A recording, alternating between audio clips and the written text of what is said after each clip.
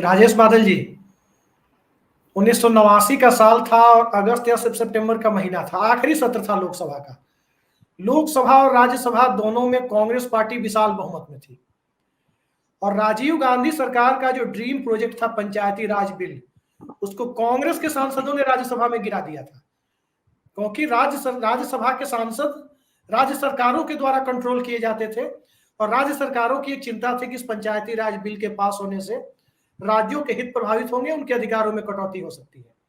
लेकिन इसे एक डेमोक्रेटिक प्रोसेस माना गया, किसी ने इसे अनुशासनहीन कार्रवाई के अनुशासनहीनता के तौर पर नहीं देखा।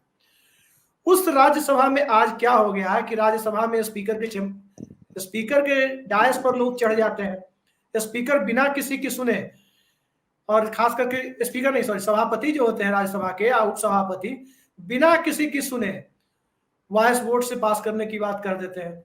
उस राज्यसभा में अब क्या लगता है कि अब कुछ बचा भी है? धन्यवाद अभिषेक। ये बात बिल्कुल सही है कि हम लोग एक इतिहास के छात्र और जो मैं प्राध्यापक होने के नाते मैं सचमुच में राज्यसभा की जो मौजूदा स्थिति है उसको देख के बहुत प्रसन्न तो नहीं हूँ, और मेरा ख्याल है कि मेरे साथ में जो लोग भी जागरूक लोकतंत्र के प्रति सहानुभूति रखने वाले, समर्थन रखने वाले, चाहने वाले जितने भी जागरूक लोग हैं, शायद उन्हें भी राज्यसभा की ये मौजूदा भूमिका या जो इस तरह से जो कामकाज वहाँ चल रहा है वो शायद नहीं पोसा रहा होगा उनको। लेकिन अब स्थितियां ऐसी बन गई हैं तो हमें निश्चित रूप से उन कारणों को तो देखना पड़ेगा। जैसे आपने 89 का उदाहरण जो दिया है, मैं कह सकता हूं कि ये 45 साल पहले जब हमने पत्रकारिता शुरू की तो हमने भी करीब करीब 2 दशक तक राज्यसभा के लिए उम्मीदवारों के चयन में राजनीतिक दलों को गंभीर होते देखा है, अच्छे प्रत्याशियों का चुनाव करने के लिए मशक्कत देखी है, और ये लगता था कि हाँ भाई अब इनको लाया जाए, इनको नहीं लाया जाए, यानी कैंडिडेट की व्यक्तिगत योग्यता, काबिलियत और प्रतिभा को उस वक्त ध्यान में रखा जाता था। लेकिन मुझे ऐसा लगता है, जैसा कि मेरा मानना है, कि 1996 के बाद से जिस तरह से राजनीतिक अस्थिरता आई और छोटी पार्टियों का उदय हुआ, और उस तरह से उस अस्थिरता के चलते जो हमारे लोकतांत्रिक निर्वाचन पद्धति पर उसका असर पड़ा, उसका का एक रूप हमें राज्यसभा में भी देखने को मिला। अन्यथा हमने भी देखा है, और जो नहीं देखा तो देखिए, पहली राज्यसभा जब बनी थी तो मुझे याद है कैसे कैसे लोग निर्वाचित थे। रामधारी सिंह दिनकर उसमें निर्वाचित थे, भीमराव अंबेडकर निर्वाचित थे, और देखिए पक्ष और प्रतिपक्ष के क्या रिश्ते थे कि उस समय अंबेडकर जी चुनाव हार गए थे लोकसभा का, मगर उसके बाद महाराष्ट्र से वो राज्यसभा के लिए चुने गए थे। केएल नरसिम्हा थे, बनारसीदास चतुर्वेदी थे, मनोनीत में मैथिली शरण गुप्त थे, काका कालेलकर जैसे लोग थे, राधा कुमुद मुखर्जी थे, इतिहासकार जो थे, पृथ्वीराज कपूर जैसे लोग थे। राजेश बादल जी, नॉमिनेटेड सीट पर पृथ्वीराज कपूर जाते थे और आज रूपा गांगुली जाती हैं। हाँ, वही तो मैं कह रहा हूँ, मैं उसी पर आ रहा हूँ कि देखिए अंतर जो आया है वहां से रेखा तक या सचिन तेंदुलकर तक, मनोनीत, जिन्होंने अपने पूरे काल में जबान भी नहीं खोली, सदन में अनुपस्थितियों का एक रिकॉर्ड बनाया, और देखा जाए तो मैं इसको राज्यसभा का बेहद गंभीर अपमान भी मानता हूं। लेकिन चूंकि राज्यसभा भी हमारे पुरखों ने बनाई, लोकसभा भी बनाई, संविधान भी हमारे पूर्वजों ने रचा, तो मुझे याद है महात्मा गांधी जी ने एक बात कही थी बहुत पहले कि देखिए, मनुष्य की बनाई किसी संस्था में अगर कोई खतरा ना हो तो ये संभव नहीं है। संस्था जितनी बड़ी होगी, बुराई, उसका दुरुपयोग भी उतना ही ज्यादा होगा, और चूंकि लोकतंत्र एक बड़ी संस्था है इसलिए उसका दुरुपयोग भी हो सकता है। लेकिन उसका इलाज ये नहीं है कि आप लोकतंत्र से अलग हो जाएं, उससे बचने लग जाएं, बल्कि उसका इलाज ये है कि दुरुपयोग की आशंका को कम से कम कर दिया जाए।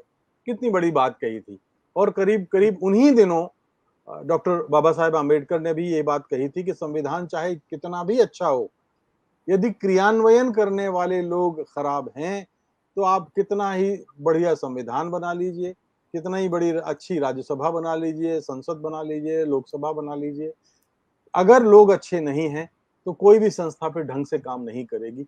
और हम ये पाते हैं कि पूर्वजों की ये चेतावनी आज बहुत ही सही साबित हुई है कि हमने जहां एक तरफ तो वो प्रतिष्ठा का दौर देखा और आज देख रहे हैं, जैसा कि मैंने बताया कि 96 के बाद जो हुआ, उसमें एक तो आपने ही अपने शुरुआती नोट में कहा कि धन बल यानी जी पैसे की भूमिका बहुत व्यापक हो गई। कुछ ऐसे लोग, जब चूंकि 85 में तो दल बदल कानून राजीव गांधी लाए थे और उसके बाद वो लागू भी हुआ, लेकिन आज उसी दल बदल कानून की हमने धज्जियां उड़ते देखी हैं। और अब जी दल बदल भी एक उसका कारण है।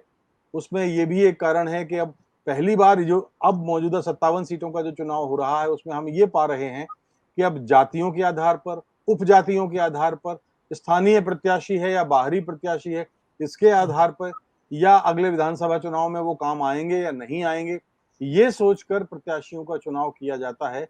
और राज्यसभा के लिए जो योग्यता है, काबिलियत है, प्रतिभा है, और जो राज्यसभा अपनी बहसों के लिए श्रेष्ठतम प्रतिनिधियों के कारण जानी जाती थी, अब उसी जी राज्यसभा में इस तरह के लोग मिलने दुर्लभ हो गए हैं। हमें याद है कि हम लोग शुरुआत में जब कभी किसी दिन राज्यसभा में कोई बहुत अच्छे और गंभीर विषय पे बात होनी होती थी, तो दर्शक दीर्घाएं खचाखच भरी रहती थी। लोग केवल जी बहस सुनने जाया करते थे। लोग उस दिन का स्पेशली पास बनवाने जाते थे, और पास कौन लोग जाते थे दर्शक दीर्घा में? वो इंटेलेक्चुअल्स होते थे, वो वकील होते थे, वो प्राध्यापक होते थे, वो जी अन्य समाज के तमाम वर्गों के लोग होते थे।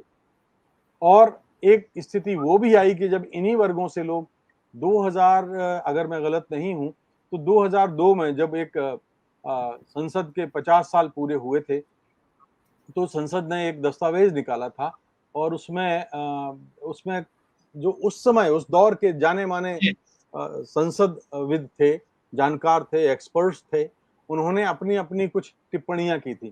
तो इंद्रजीत जी ने एक टिप्पणी की थी कि उस 2002 की बात मैं बता रहा हूं कि देखिए, फर्जी शपथ पत्र दे करके लोग संसद में जा रहे हैं, राज्यसभा में जा रहे हैं। उनमें वकील हैं, सुप्रीम कोर्ट के वकील हैं, नाम लिया नहीं लिखा था उन्होंने, लेकिन ये टिप्पणी उन्होंने उसमें कही थी, इंद्रजीत ने, कि उसमें ऐसे लोग जा रहे हैं। उसमें पत्रकार भी उन्होंने लिखा था कि पत्रकार भी हैं जिन्होंने फर्जी शपथ पत्र बनाया और उसके बाद उस राज्यसभा में पहुंचे। तो अगर नौबत एक ऐसी स्थिति पे आ जाए जहां फिर तो उसके बाद लोग क्या यकीन करेंगे? लोग उस सदन के बारे में क्या भरोसा करेंगे?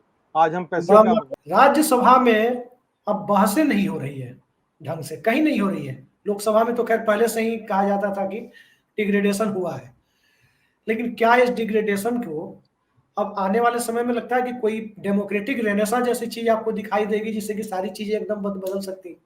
कोई उम्मीद आपको दिखाई देती है? देखिए, जो इशारा सतीश जी ने और आनंद जी ने किया है वो बिल्कुल दुरुस्त है कि आने वाले दिनों में अगर इसी तरह से लोकतांत्रिक संसदीय लोकतांत्रिक मूल्यों का में अवमूल्यन या गिरावट जारी रही, तो हम आने वाले दिनों में एक बहुत ही भयावह लोकतंत्र की एक एक ऐसी अंधी सुरंग में समा जाएंगे जिससे बाहर निकलना बहुत आसान नहीं होगा।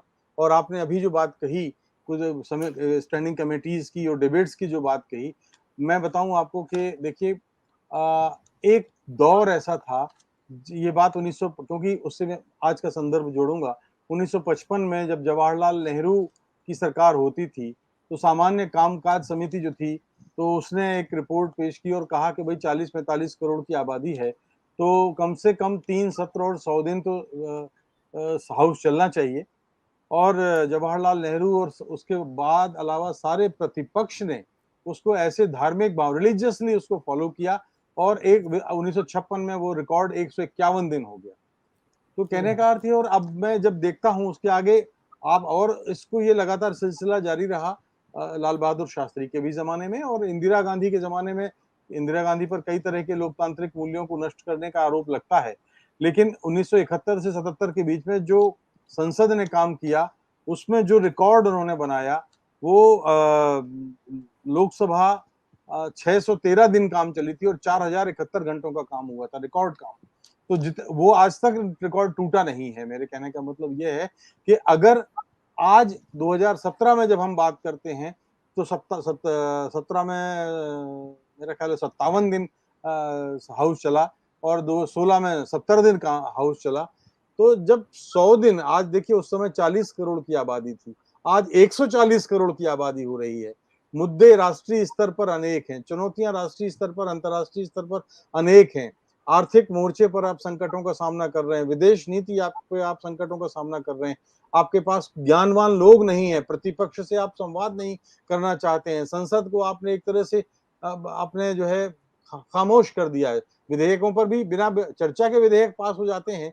तो अगर ऐसी स्थिति बन जाए तो फिर ये लोकतंत्र के किस रूप की ओर इशारा कर रही है।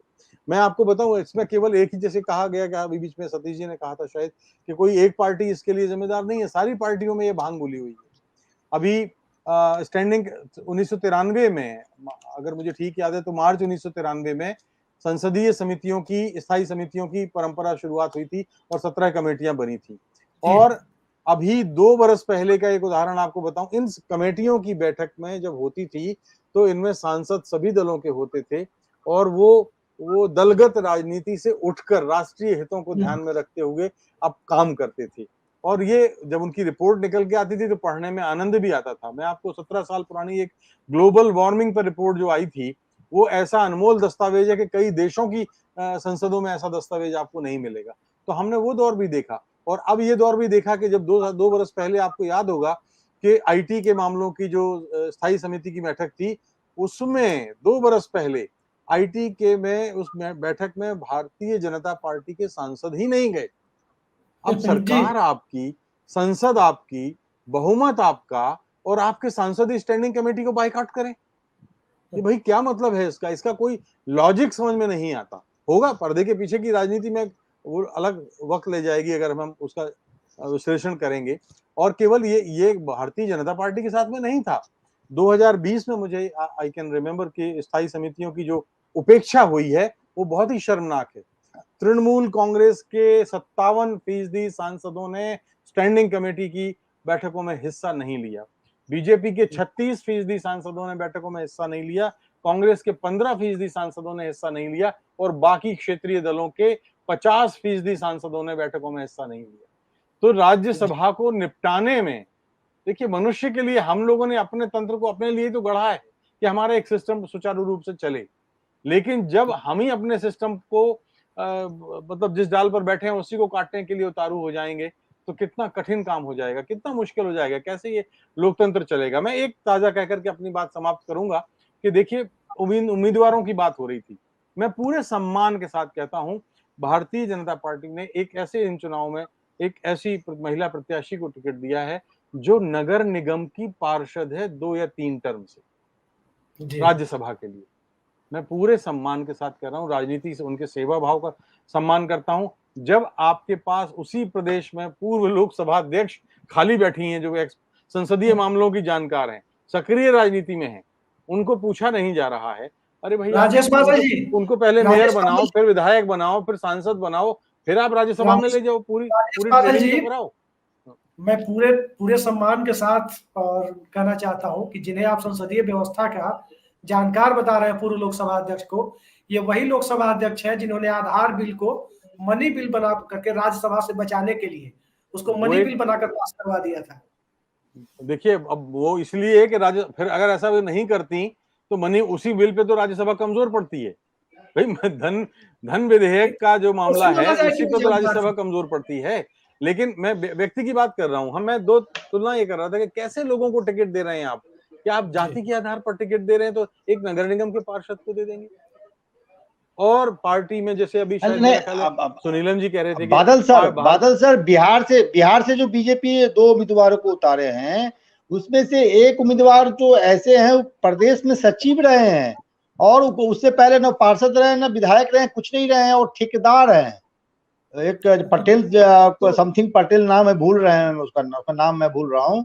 वो पटेल साहब को जो बीजेपी राज्यसभा भेजी है बिहार से, वो ठेकेदार है, कोई शिक्षाविद नहीं है, कोई सामाजिक कार्यकर्ता नहीं है, कोई लॉयर नहीं है, ऐसे लोग कोई पत्रकार है। संसद में जाएंगे, राज्यसभा में जाएंगे तो ऐसे लोग लोकतंत्र की रक्षा नहीं करेंगे। और एक दूसरे उम्मीदवार है, उनके बारे में मैं कुछ कहूंगा नहीं, उनका बैकग्राउंड बहुत तगड़ा है।